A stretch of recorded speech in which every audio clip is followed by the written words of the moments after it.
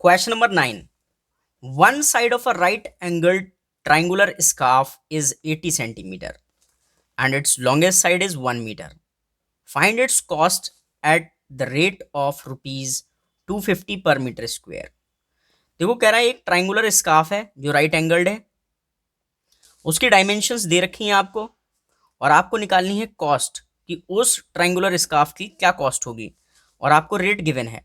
ठीक है, देखिए आप सबसे पहले क्या करें, आप ये मान लीजिए ये एक ट्राइंगुलर स्कार्फ है और राइट एंगल्ड है। इसमें आप डायमेंशन देखो क्या दे रखा है, कह रहा है कि जो इसकी लॉन्गेस्ट साइड है वो कितनी है, 1 मीटर। तो ट्राइंगल में लॉन्गेस्ट साइड जो होती है, राइट ट्राइंगल में जो लॉन्गेस्ट साइड होती है वो होती है हाइपोटेन्यूज, जो 90 डिग्री के सामने होती है, वो है 1 मीटर। और इसमें ये कह रहा है कि एक लेग जो है इसकी वो है 80 सेंटीमीटर। तो हमें ये बताना है कि इसकी कॉस्ट क्या होगी, रेट आपको गिवन है। तो सबसे पहले इसका निकालेंगे एरिया। तो मैं कंसिडर कर लेता हूं इस ट्राइंगल का नाम एबीसी और हम इसका निकालने जा रहे हैं एरिया। तो एरिया निकालने के लिए हमें दोनों लेग की डायमेंशन पता होनी चाहिए, इसकी और इसकी, क्योंकि फॉर्मूला होता है half into product of its legs. तो ये साइड हमें निकालनी है, हम इसको ए बी को एक्स मान लेते हैं पहले। तो हम सबसे पहले कहते हैं in right triangle A B C, Pythagoras theorem लगाते हैं। बाय पाइथागोरस थ्योरम हाइपोटेन्यूज का स्क्वायर इक्वल होगा रिमेनिंग टू साइड के स्क्वायर के सम के इक्वल। ठीक है, अच्छा एसी कितना दे रखा है, देखो एसी है 1 मीटर, इसका स्क्वायर। AB का नाम हमने क्या रखा है, x, इसका भी स्क्वायर, प्लस BC कितना देखो, देखो ये सेंटीमीटर में है और हम इसको करने चेंज करेंगे किसमें, मीटर में।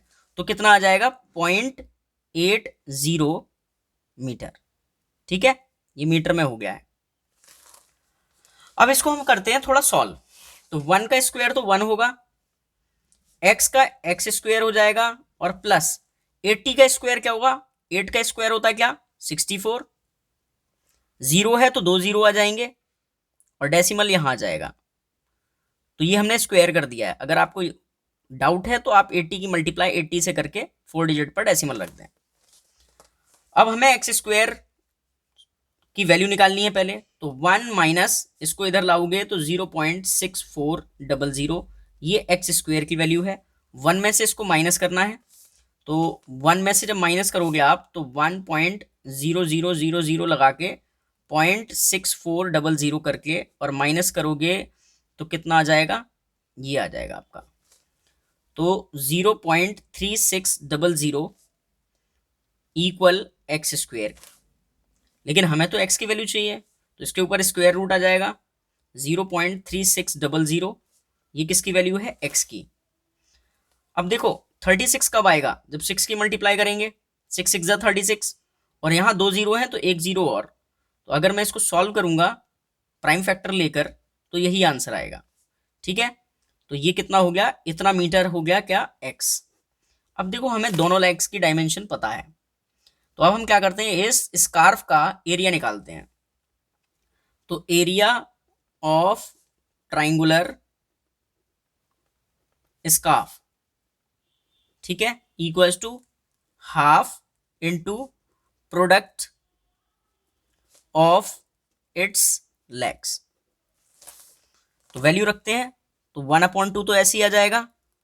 एक लेग कितनी है देखो, 80, मतलब इसको हमने मीटर में चेंज कर लिया था ना, तो हम कितना रखेंगे, 0.80 मीटर इंटू दूसरी लेग कितनी है देखो, अभी कैलकुलेट करा हमने, 0.60 मीटर। अब इसको थोड़ा और सॉल्व कर लो। तो देखो डेसिमल हटाओगे तो नीचे कितने जीरो बढ़ेंगे, 2। ये डेसिमल हटेगा तो कितने बढ़ेंगे, 2। इससे ये कैंसिल, इससे ये कैंसिल, ठीक है, 2 से देखो मैं इसको कट कर रहा हूं तो 4, 4 2 जा 8। अच्छा, अब देखो 6 4 जा 24, और नीचे कितने जीरो हैं, 2, तो डेसिमल आ जाएगा, तो 0.24 मीटर स्क्वायर। ये किसका एरिया है, वो स्कार्फ का।